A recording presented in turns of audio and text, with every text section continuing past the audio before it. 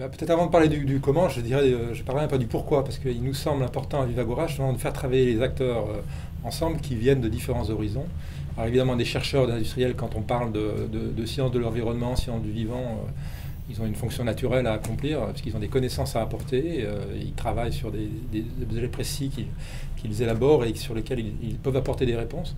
Mais en fait, on s'aperçoit que les réponses, elles viennent aussi des ONG, des acteurs de terrain, des agriculteurs, des écologues de terrain qui sont attachés aux collectivités territoriales, par exemple, qui apportent beaucoup de réponses.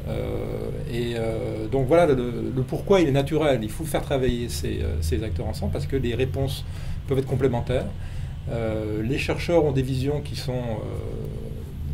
concernent leur discipline, mais qui sont souvent monodisciplinaires. Eux-mêmes ont besoin de travailler avec d'autres disciplines scientifiques. Par exemple, des microbiologistes avec des écologues, des biologistes moléculaires avec des physiciens, des chimistes. Donc ça élargit la façon de travailler, ça repose les questions différemment, et ça permet d'avancer d'une manière beaucoup plus approfondie. Voilà. Alors les acteurs de terrain, eux, ils apportent d'autres informations, des relais citoyens, des questions, ils posent des questions différemment. Donc le pourquoi, il est vraiment pour nous naturel. À Vivagora, nous, on essaie de faire travailler les acteurs ensemble, ce qu'on appelle le dialogue des parties prenantes. Alors après, sur le comment, eh bien justement, ce dialogue des parties prenantes, il doit s'élaborer avec des méthodes assez expérimentales d'une certaine façon, mais c'est-à-dire qu'il faut les construire, les co-construire. En même temps, il faut travailler dans le temps.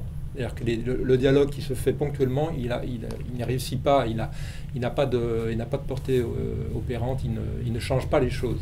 Par contre, installer le dialogue dans le temps, prendre le temps que les gens se connaissent, qu'ils acquièrent une certaine confiance les uns dans les autres, c'est nécessaire pour que on passe au-delà des a priori, qu'on essaie de comprendre aussi les autres acteurs, leurs attentes, leurs représentations, etc.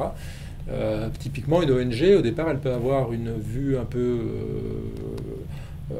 schématique d'un industriel, et inversement, l'industriel va considérer que toutes les ONG sont des opposants aux technologies.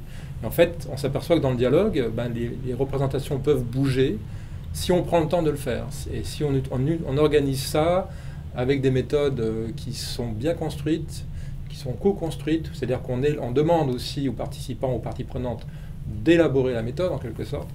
Donc voilà, nous on dirait que à Vivagora, ce qui est essentiel, c'est de prendre le temps de le faire et d'écouter tous les acteurs. Et surtout de ne pas exclure d'acteurs a priori, en considérant que parce qu'un tel a dit ceci qui ne convient pas à un autre acteur, il faut l'exclure. C'est malheureusement ce qui passe parfois dans les débats publics, et c'est à notre avis ce qu'il faut éviter de faire. Donc à ces deux conditions, le temps et la non-exclusion, l'inclusion de toutes les parties prenantes, on peut arriver à construire des choses intéressantes et à faire ressortir des représentations, des nouvelles questions qu'un acteur donné ne peut pas intégrer d'emblée parce qu'il ne peut pas être omniscient, en quelque sorte. Alors je ne sais pas si j'ai répondu à la question, mais voilà, c'est un peu notre façon de concevoir les choses.